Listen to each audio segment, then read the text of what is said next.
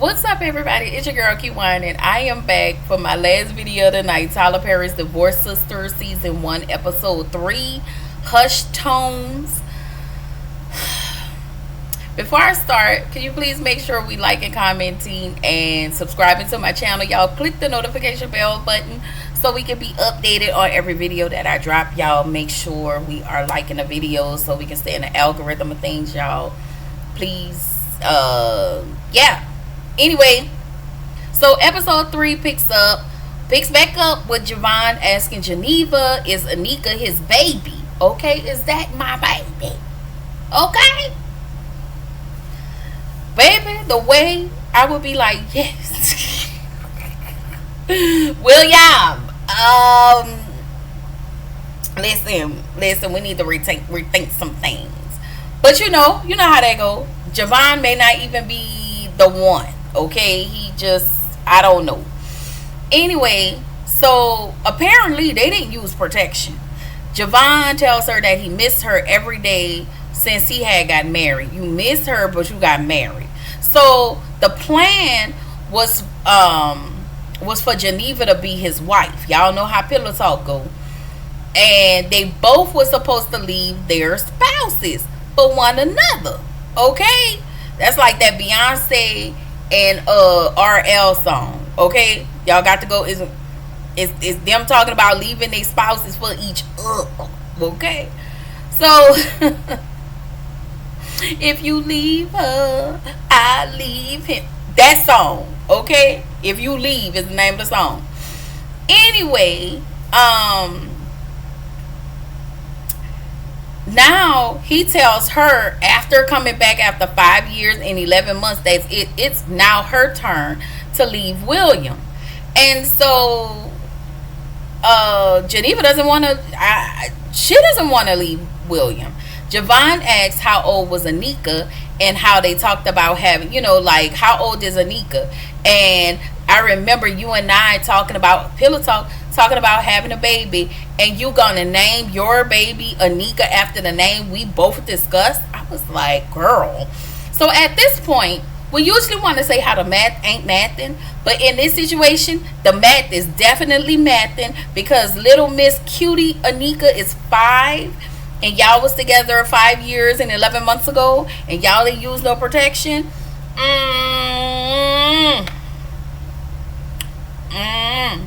So Javon is now back for Anika. He tells her she's the most exciting thing. He tells her, she was like, I'm the most exciting thing you probably have, because William ain't probably hitting that right. Okay, listen. Javon is just one of those extraordinary men that can put that thing down. Okay, it's not too many people, but it's those very few people that can give you what you need. Okay, and he is one of them. That's why she can't let them go. Anyway, so in the next scene, we see the devil himself, Pastor Jeff, and the First Lady, then the car playing gospel music on their way to the banquet. So Jeff tells Rashida that she's changed and it is in menopause. She was like, what? So he tells her that she is insecure, and she tells him every time she try and talk with him about something, he finds a way to turn it around on her. This is him projecting, gaslighting, whatever. This is insane. The way he projects and the way he gaslights her is really insane to me. It's triggering, but it's insane. So he tells her he's not doing that when he clearly is doing that. Okay, and she says, every time I ask you a question, you always want to turn it around on me, and this isn't about me. This is about you.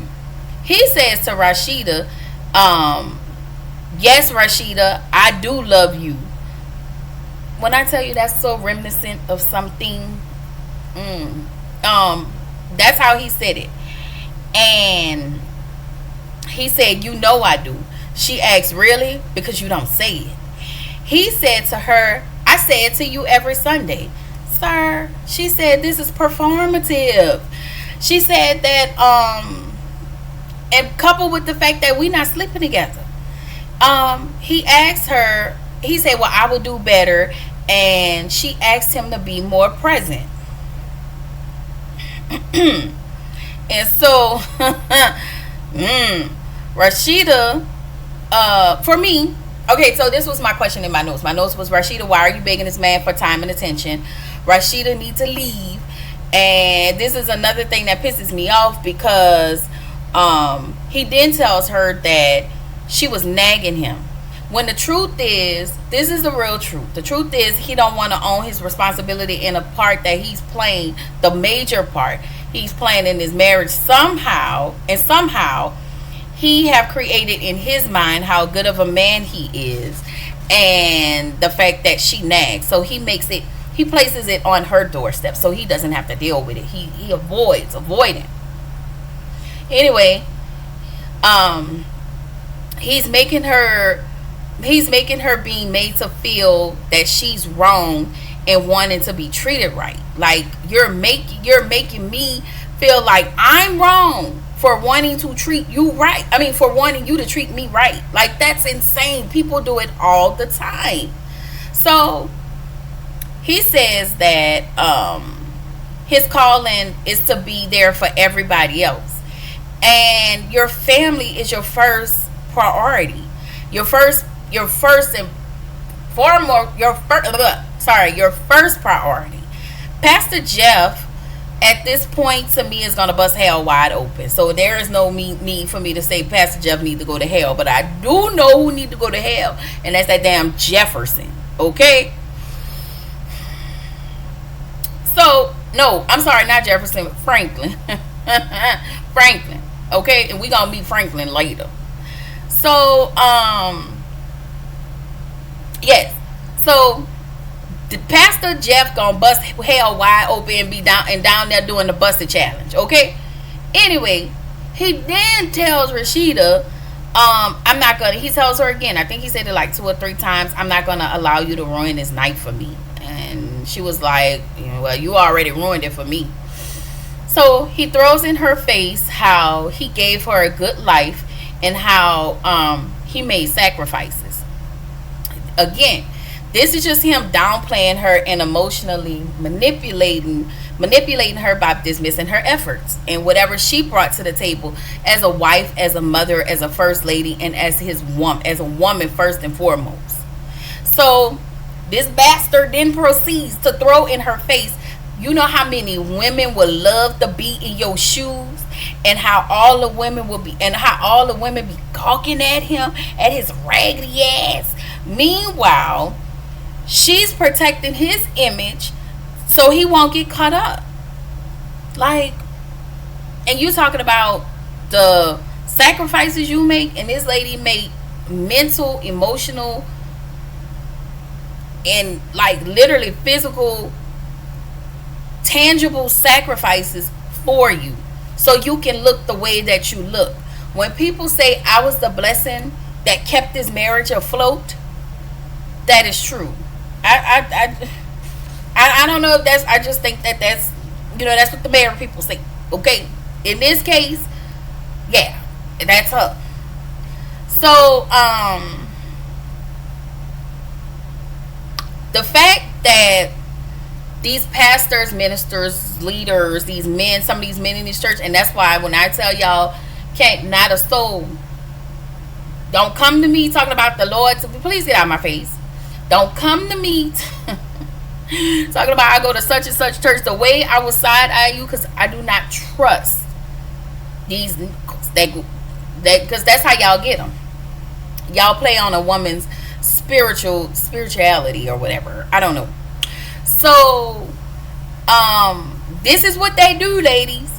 They use the church, they use their positions, and because they know y'all gonna see him, even though he's a terrible person who goes to church. He's an evil little prick that goes to church. Y'all on the outside looking in, talking about, oh Lord, please send me a little godly man. Look at, you seen that man of God? Girl, that man of God is hell on wheels. Okay, watch him. Anyway, and this another thing. The fact that they know y'all watching them and they know y'all idolize people like that and men like that who are really opportunists, they gonna eat that shit up like soup. Okay? Be careful. Anyway, so in the next scene, y'all, Portia came out looking good. Okay? She came out to Trina the baddest chick. I don't even want to rap it. Okay? Anyway, so she gets a bang on her door, and honestly, y'all, I thought that was my baby daddy, Hakeem Bolo. Okay, his name is Hakeem on here. All right, I remembered it when I saw it. Don't play with him. It was the police. So apparently, Geneva had already instructed Naomi that there were some things that Franklin wanted, and she needed to give back to Franklin. But Naomi didn't want to give those things up. And because she didn't want to give those things up, then his attorney and the police came there with an arrest warrant, and they refused to, well, they couldn't leave because they had the arrest warrant, and they wanted to pick up those items that were on the list. So at this point, she refused to go out the door. Like, Naomi is making this way more, like, I know you're mad. And Naomi for me has every right to feel upset, but it's the way you are lashing out. And it needs to be a whole healthier way. But the way Naomi is showing up, it's like sometimes you just want to smack the piss out of her and be like, girl, get some self-esteem. Because he left you for somebody else, that means he don't want you. You can't make somebody want you. Like, he left. He showed you how he felt about you when he left and got this little girl pregnant. Period. He gave you $37 million. The way I would be somewhere on vacation with them $37 million trying to build and you know, just get my money up, even though I'm a $37 million rich woman. Yeah. And call Hakeem over there every now and again. Okay? Listen, every now and again, I need you to come scratch my back. You scratch my back, I scratch yours. Okay? I'm just saying, everybody needs a Hakeem. Anyway, I'm a calm down. So, her stylist and all of them was still there. So they, she finally listens to them and go outside. They take the jewelry, they take the earrings out of her ear, her ring on her finger, her watch. Child, if the dress needed to go, he was gonna take the dress too. But then the lawyer was being a bitch ass because he was throwing everything up in that lady's face to the new Mrs. So-and-so. And she was like, well, I'm Mrs. So-and-so. The way I would have went and changed my name back to my original name, okay? First of all, I probably would have went and bought me another name. I'm sorry, y'all. That was childish. Anyway, so William, Geneva, and Javon are in a car because they're on their way to the banquet as well. William wants to introduce Javon to Tiffany. I'm telling y'all, William knows something. I just don't put nothing past William. He knows something. So Javon said he had his eye on another woman, and I'm just looking like, yeah, William, yeah. So Bridget boyfriend Vaughn is trash. Sir, please just go home. You in this musty ass outfit you got on that you took out the clothes hamper to wear. Like, you ain't even try to wash it. You just didn't want to sit home. You just want to be included. You can't afford to be included. Go get you a job. Okay? This lady is ashamed of him, and so am I. Okay? Vaughn said he needed a drink. Boy, you at a church function. All they got is iced tea and water. Okay? So, all the ladies meet in the bathroom and discuss Naomi. Naomi come out the liquor store. She drunk. And Naomi tells Geneva, like, what kind of lawyer are you? And Geneva tells her, you were supposed to give these things back. I instructed you to do that. This is what happens when you fail to listen. Like, I just don't understand Portia. I just don't, and I really want her to be at a better place. She is given Karen-esque tease, okay? So now she wants to sue him. Y'all, she drunk, looked like she had a pint of gin and juice in that brown bag. Okay, it was some clear liquor. I know that much. It wasn't Crown. Baby, they said that clear liquor make you want fight. Okay. So Bridget X. Now the dude, I don't think that's her ex-husband who she paying spousal support to. I thought that man's name was something else. I don't know his name, but he is there. That's the one who, or Bridget's friend. I don't know. He gave her boyfriend that job and he quit. So, Vaughn is so crass. He comes to introduce, he meet the rest of the men. All the men meet up. And he was like, "What a liquor at? I went to every bar and there wasn't no liquor." Stupid. It's a church event. So then he asks, "Well, did Jesus turn water into wine? Y'all ain't got that? Sir, if you don't go sit your alcoholic down and go to an AA meeting and get up out of our face, I know something." Okay? He done pissed me off, y'all. He done pissed me off. So everybody is finally introduced to Javon. Rashida is the only one that knows about Javon. And the way she was looking at Geneva like she wanted to pop her, "Ma'am, I need you to mind your business and check your husband who's sleeping with all these little girls around here at this church. Ma'am, you ain't got no dog in this fight, so don't come here looking at these people with your judgment until you clean up your backyard. All right?"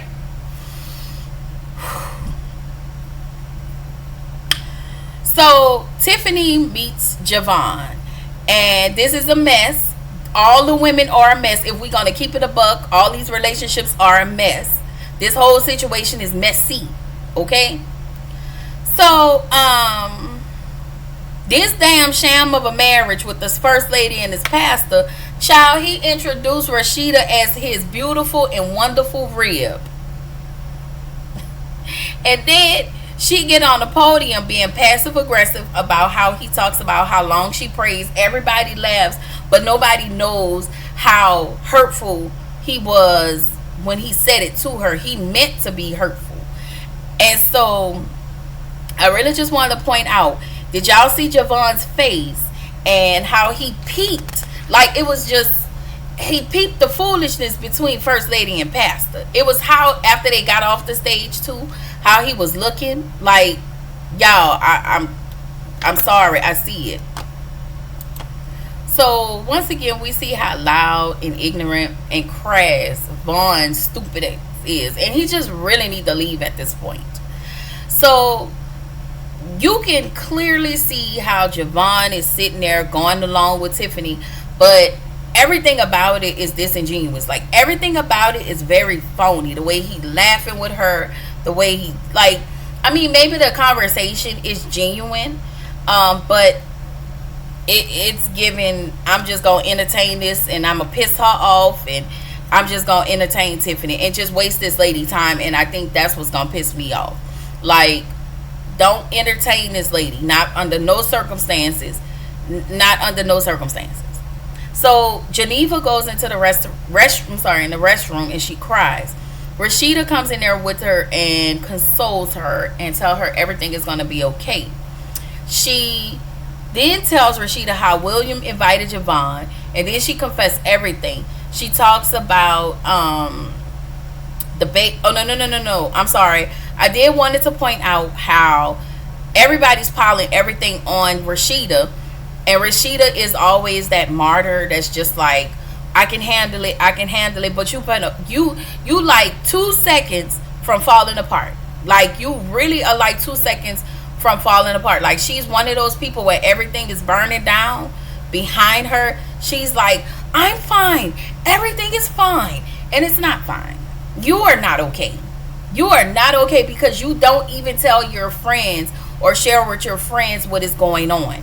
It's almost like the relationships on Sistas where these ladies talk. It's one of those. It's that same dynamic, and I think I don't like that. So if we're gonna be a sisterhood, we're gonna be a sisterhood.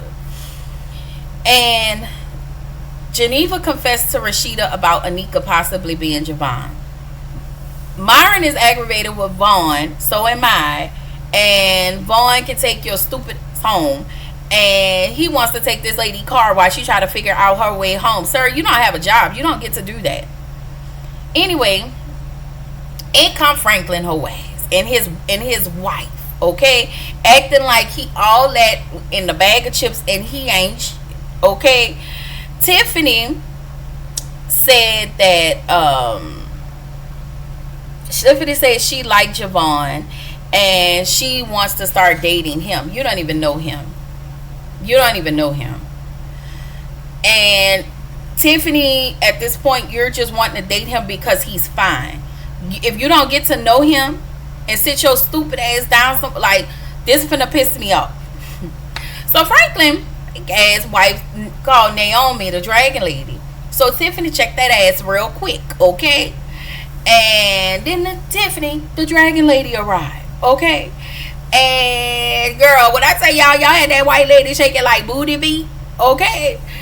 Tyler, I just want to say you're pissing me off, and I like it because I actually like this show. I know a lot of people are not a fan of Tyler Perry, and I don't go into detail into the stuff that he discussed, but I want to tell y'all that I believe it. You know, I believe it. I believe he did it. And if they say he did that, then he did that. Anyway, though, keep on making your stuff. I'ma review it. You know, I wish y'all well in this lawsuit, child. I don't know, but anyway, this is all I got. I will bring y'all more videos tomorrow after I get off work. So yeah, I will see y'all in the next one. Bye.